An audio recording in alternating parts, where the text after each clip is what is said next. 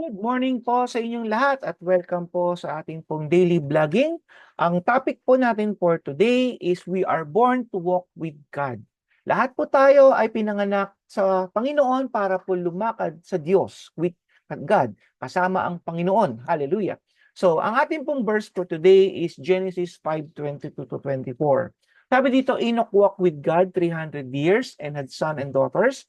So all the days of Enoch were 365 years. Wow, grabe, tagal no? 365 years old si Enoch.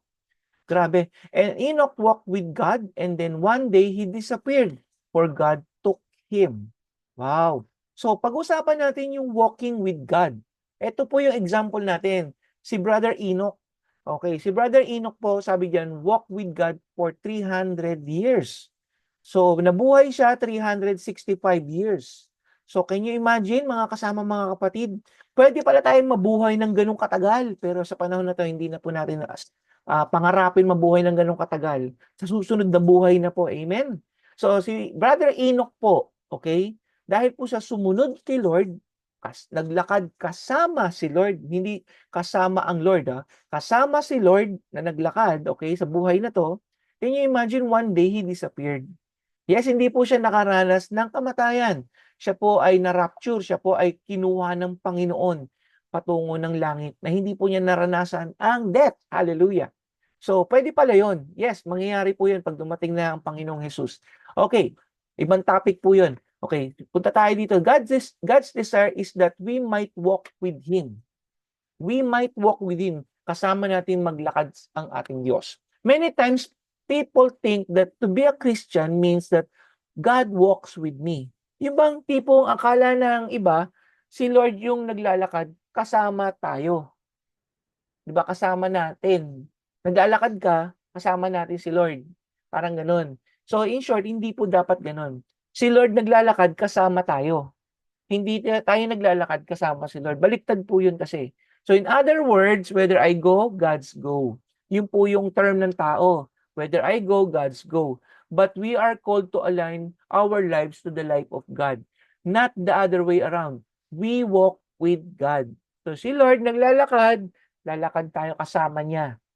Hindi, baliktad po kasi minsan sinasabi ng tao na naglalakad tayo kasama natin si Lord. No. Ano po yun? Mamaya ako po sasabihin sa inyo. Okay. So how to walk with God? Paano ba tayo maglalakad kasama ang Panginoon?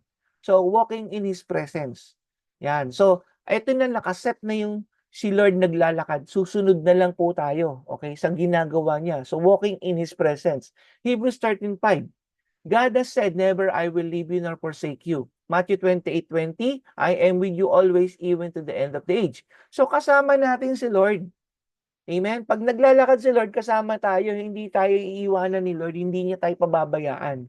Ulitin ko po, pag naglalakad si Lord, kasama natin si Lord. Eto si Lord, lalakad tayo. Kasi yung ibang tao, naglalakad ka, si Lord sumusunod sa iyo. Hindi po ganun. Ang totoo po, si Lord naglalakad, nakaset na yung standard ni Lord, maglalakad tayo.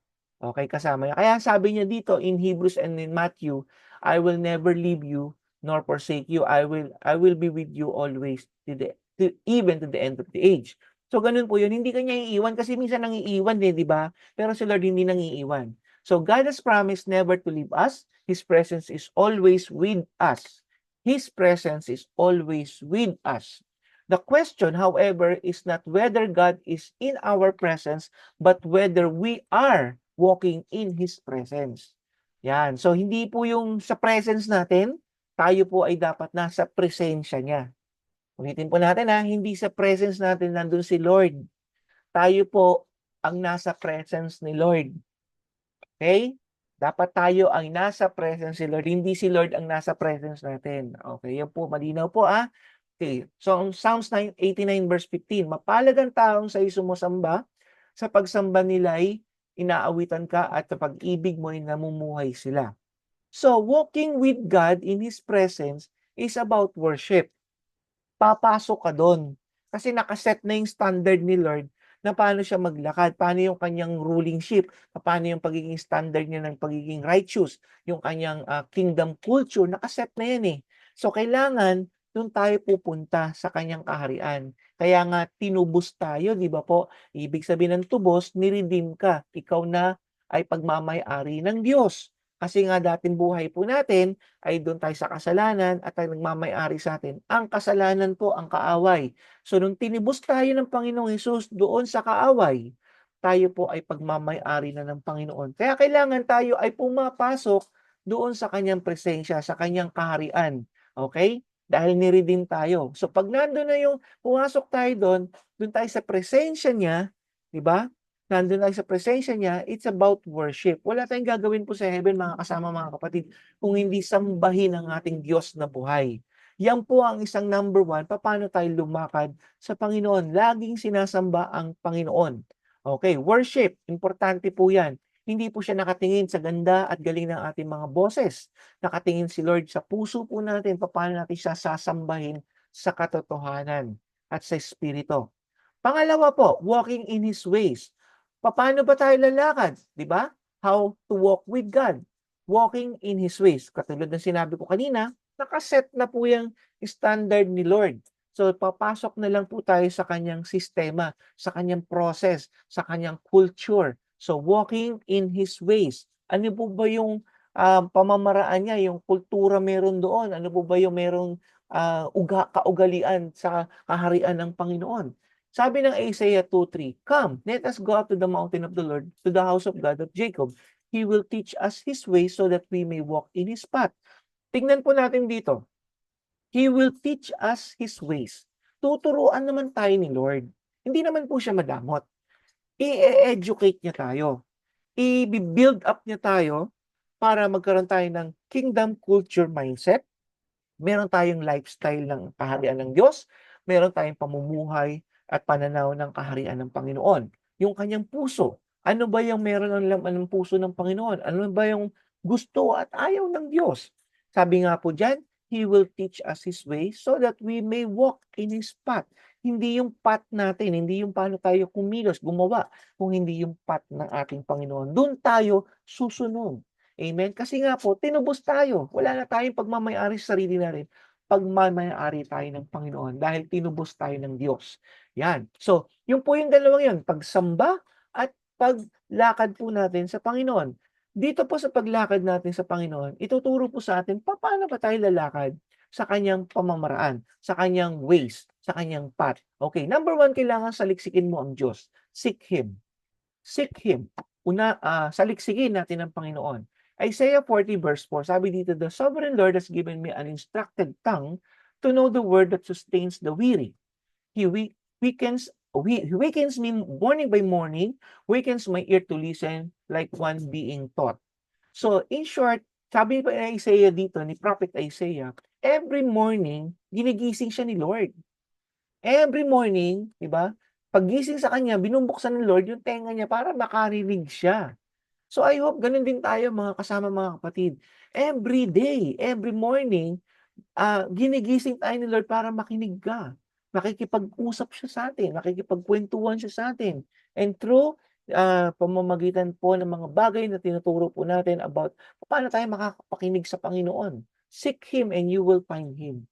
If you don't seek God, you cannot find Him.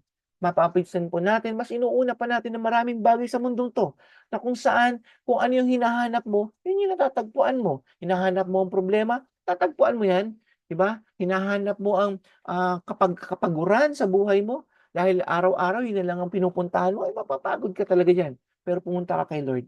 Unahin mo si Lord at ang kanyang kaharian, ang kanyang katwiran, hindi ka mapapagod, kapatid, sapagkat siya ay nangako na He will provide all your need. When you seek Him, you will find God. Hallelujah. So, number one, when you walking in His ways is seeking God. Number two is listening to God. Okay, hallelujah. So, dito po papasok po yung word ng Lord.